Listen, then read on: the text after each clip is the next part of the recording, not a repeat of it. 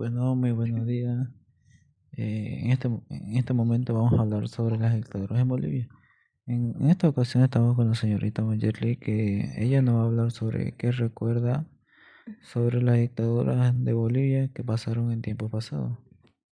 Buenos días. Mire, cuando hablamos de la dictadura en Bolivia, tenemos que entender que forma parte de un periodo muy largo de nuestra historia.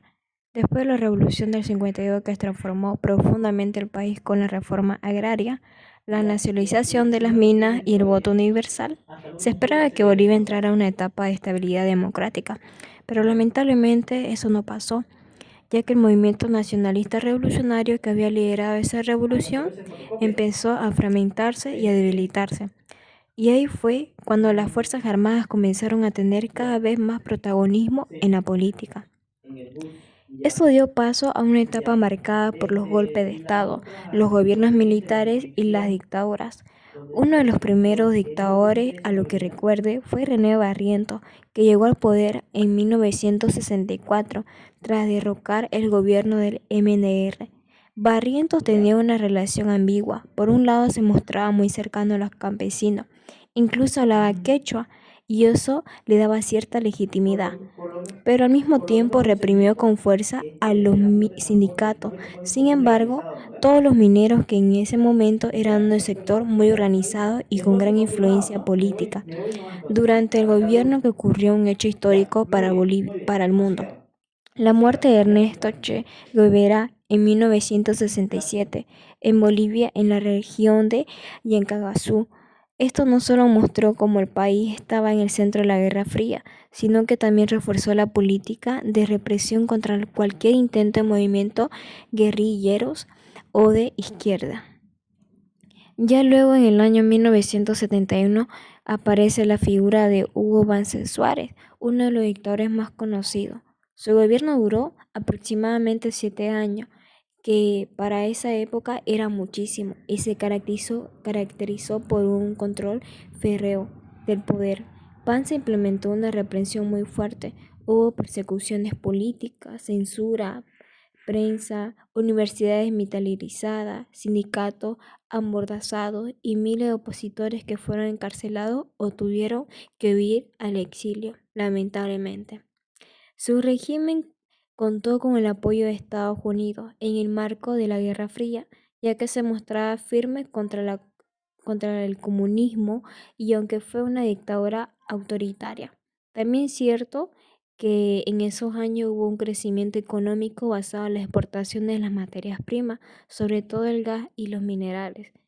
Eso le dio cierta estabilidad y apoyo a algunos sectores, pero nunca dejó de ser un gobierno represivo. Y finalmente la represión social y política fue creciendo.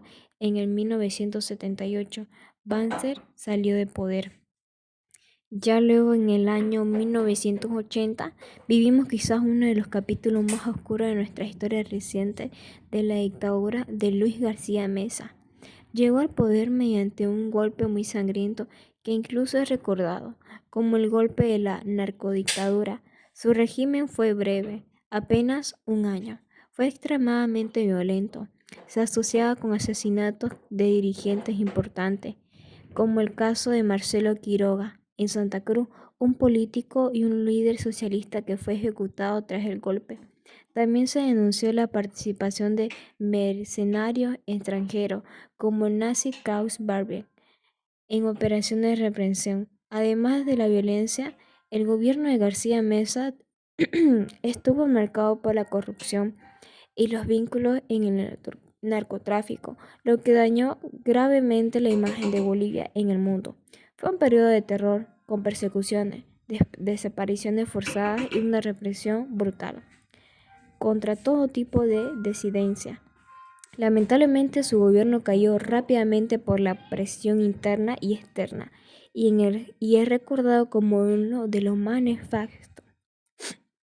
Si uno mira en conjunto estos años de dictadura, lo que ve es un país donde la democracia estaba constantemente interrumpida.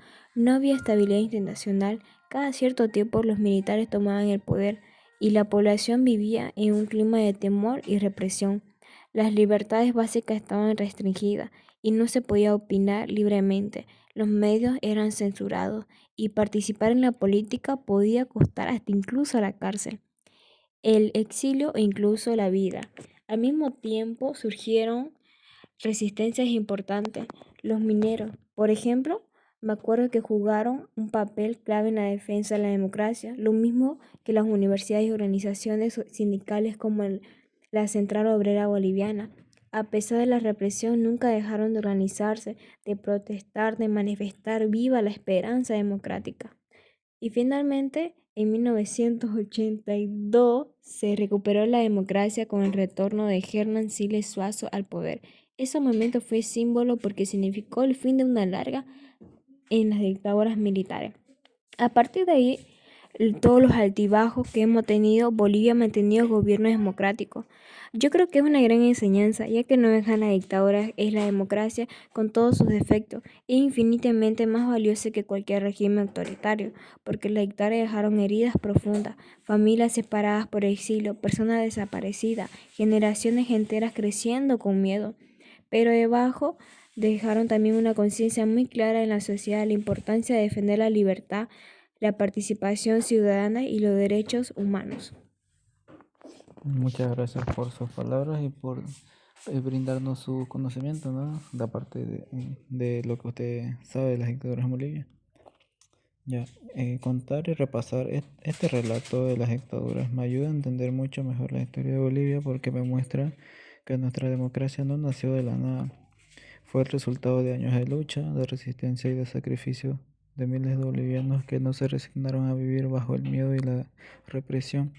Entiendo que la inestabilidad política, los golpes militares y la violencia a los derechos humanos marcaron profundamente a nuestra sociedad, pero también que de esas experiencias surgió una conciencia colectiva sobre el valor de la libertad y la participación ciudadana. Muchas gracias.